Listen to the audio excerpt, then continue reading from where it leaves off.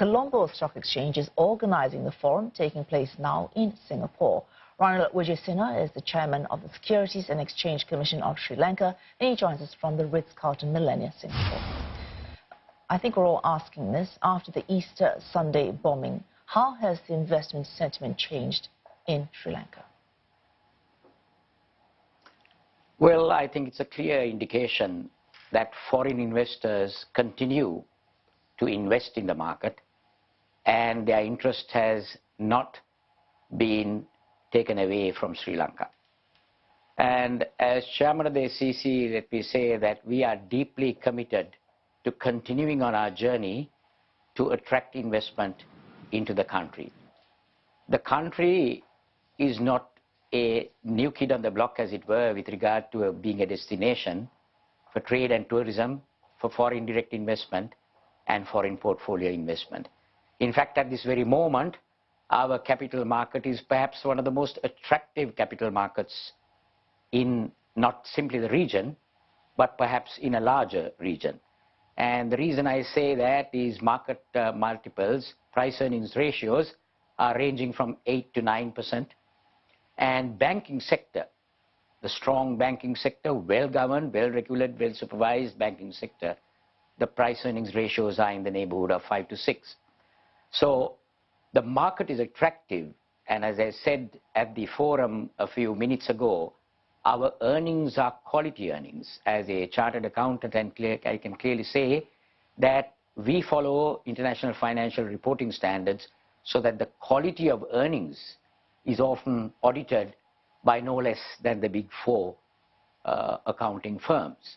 In addition to that, the Securities and Exchange Commission has been having a 30-plus year history of regulating these PLCs. The PLCs themselves have been demonstrating strong resilience, and all of that combined with the many other initiatives we are taking, I think makes Sri Lanka a continuing destination for foreign portfolio investment. So I would say, and I repeat, that we have bounced back. The 21st April, the Easter Sunday event, is a temporary setback, and like that happened in 9/11 in 2001 in New York, or the Times Square incidents, or the incidents in Boston, or on Westminster Bridge in London, or in Paris, or in Kenya, I think this is not something that is unique, and we in Sri Lanka are deeply committed at government level, at institutional level, at the capital market ecosystem level, to maintain the momentum of our journey to re-attract those who may have left and to attract many more. And Singapore Forum Invest Sri Lanka is just one of many initiatives we have in mind.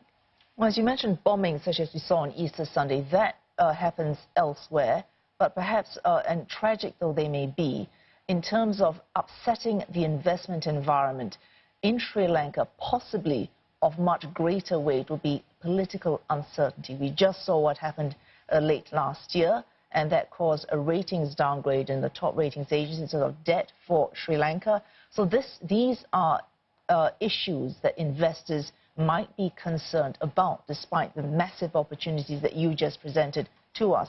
Now, for anyone investing in capital markets in Sri Lanka, what should they be looking out for, and where should they be exercising caution?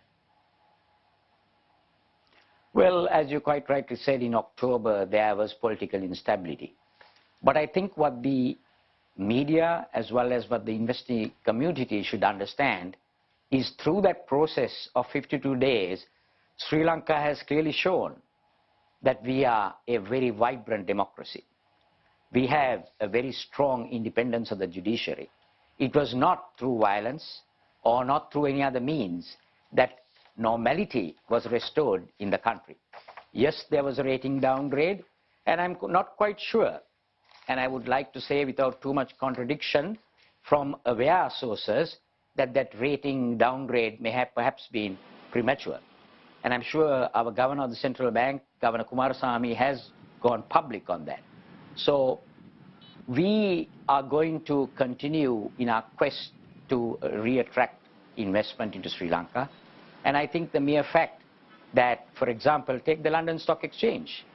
They have, for the first time, Sri Lanka has listed international sovereign bonds on the London Stock Exchange as well as in Singapore, as well as the LSE has entered into a memorandum of understanding.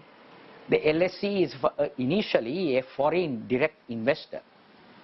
They have 1,500 people in a campus-like surrounding in Sri Lanka. They have their feet on the ground, as it were. So I would like to think that, yes, there will be downgrades. Yes, there will be temporary instances of sentiment which is not the best. But I like to think that we are a mature democracy with a strong independence of the judiciary, with a resilient corporate community, complying with standards both of accounting and auditing, complying with standards of regulation, second to none within the ISCO, International Organization of Securities Commissions ecosystem.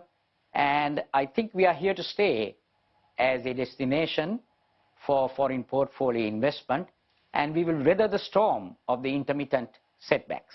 Oh, thanks very much indeed for that, Mr. Ronald Wijesinha, the Chairman of the Securities and Exchange Commission of Sri Lanka.